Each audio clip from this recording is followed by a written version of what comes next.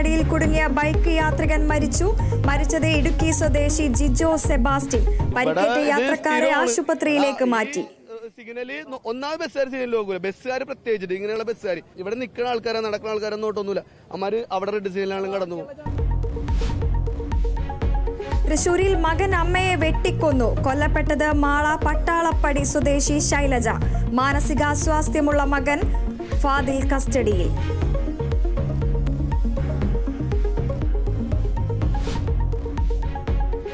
വയനാട്ടിലെ കാർഷിക പ്രശ്നങ്ങൾ പരിഹരിക്കുമെന്ന് നിയുക്ത മന്ത്രി OR കേളു. പട്ടിക വിഭാഗങ്ങളുടെ ക്ഷേമത്തിനായി പ്രവർത്തിക്കും.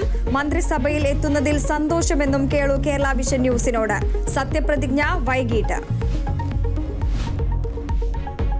മുഖ്യമന്ത്രിയുടെ വിമർശനത്തിന് മറുപടിയുമായി മുസ്ലിം ലീഗ് മുഖപത്രം. ഭരണപരാജയം കേന്ദ്ര സംസ്ഥാന നേതൃത്വങ്ങൾ മനസ്സിലാക്കിയിട്ടും മുഖ്യമന്ത്രിക്ക് മനസ്സിലാകുന്നില്ല. ചന്ദ്രികയുടെ മറുപടി. പ്രതിവാര എഡിറ്റോറിയൽ പങ്ക്തിയിൽ മുഖ്യമന്ത്രി വിമർശനങ്ങൾ തുടരുന്നത് UDFന് ഗുണം ചെയ്യുമെന്ന് KM ഷാജി. സർക്കാരിനെതിരെ സമരത്തിനൊരുങ്ങി ഇടത് വിദ്യാർത്ഥി സംഘടനയും. മലബാറിലെ +1 സീറ്റ് പ്രതിസന്ധിയിൽ SFIയും പ്രതിഷേധിക്കും. നാളെ മലപ്പുറം കളക്ടറേറ്റിലേക്ക് പ്രതിഷേധ മാർച്ച്. സംസ്ഥാനത്ത് അതിതീവ്ര മഴയ്ക്ക് സാധ്യത. കോഴിക്കോട്, വയനാട്, കണ്ണൂർ ജില്ലകളിൽ റെഡ് അലർട്ട്. വടക്കൻ കേരളത്തിൽ മഴ കനക്കുമെന്ന മുന്നറിയിപ്പ്. കാസർഗോഡ് കാലവർഷക്കെടുതിയിൽ വീട് തകർന്നു.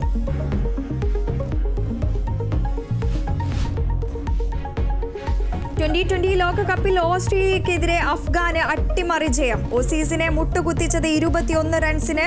ബംഗ്ലാദേശിനെ പരാജയപ്പെടുത്തി സെമിക്കരികെ ഇന്ത്യ. യൂറോ കപ്പിൽ തുർക്കിയെ തോൽപ്പിച്ച് പോർച്ചുഗൽ പ്രീ ക്വാർട്ടറിൽ.